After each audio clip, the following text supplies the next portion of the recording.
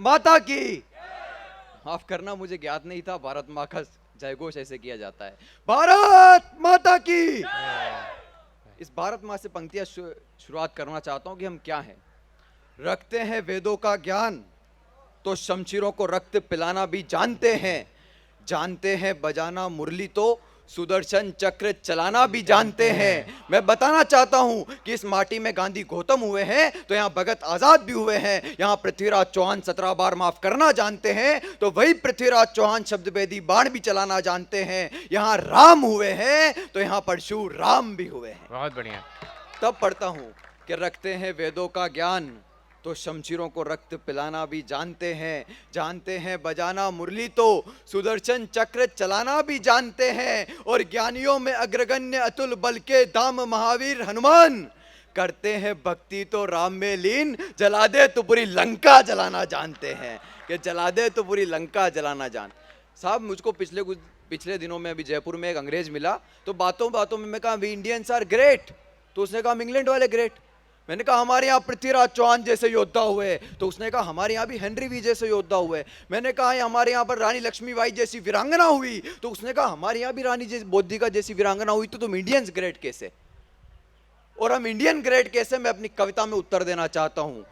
एक कविता लिखकर मैं भारत को समझाऊं, क्यों प्रतिदिन इसके चरणों में पुष्प चढ़ाऊं। विश्व में युद्ध हुए हजारों करोड़ों वीर वीरांगनाएं, सबने कर्तव्य पथ पर चलकर अपने अपने धर्म निभाए। सबने पूजी अपनी माटी, सारे रण में आए। हाँ होंगे तुमने भी वीर लड़ाके पाए, पर जाओ विश्व में एक चीज ढूंढ कर लाओ, कोई श्रवण जैसा पुत्र हो तो बताओ। कोई श्रवण जैसा पुत्र हो तो बताओ। कोई हो राम जिसने पिता की आज्ञा पर राज्य को छोड़ा हो।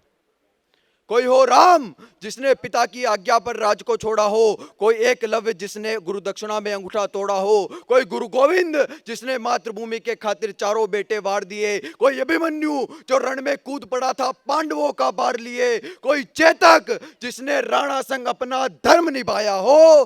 कोई पन्ना जिसने मातृभूमि के खातिर पुत्र कटाया हो। समय की सीमा, एक अंतिम कविता। जब हमारे प्रभु राम जी का मंदिर बना पिछले वर्ष, तो कुछ लोग आ गए, मंदिर नहीं बनने देंगे, बना तो बम से विस्फोट कर देंगे। मैंने भी कहा कि अगर अपनी माँ का दूध पिया हो तो मंदिर की तरफ आंख उठा कर देखो, अयोध्या में तुम्हारी कब्रें खोदने के लिए बुलडोजर तैयार खड़े।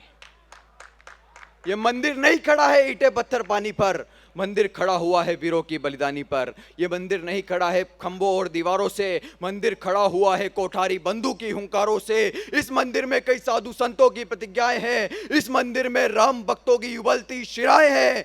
इस मंदिर की पताका जब भी गगन में लहराएगी, गोली खाते कार सेवकों की याद दिलाएगी। भारत माता की। बहुत बढ़िया चेतन।